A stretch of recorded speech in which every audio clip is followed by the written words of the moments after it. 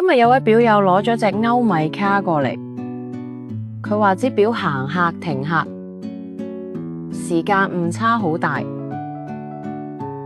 拆咗表帶，表耳同表帶嗰個位有勁多污糟嘢，打開表殼底蓋，將機芯從表殼拎出嚟，拆咗表針，再拎走個表面。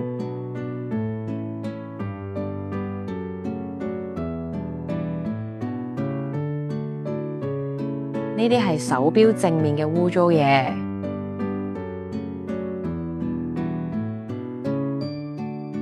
呢度就係自動舵嘅磨損位。據自表主講，呢隻手錶戴咗8、9年啦，一直都冇做過定期保養。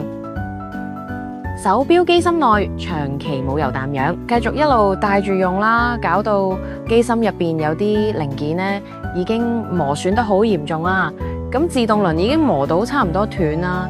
咁自動甲板上面到處都係金屬碎屑，仲有變質咗嘅潤滑油，油泥散咗喺擺輪部件上面。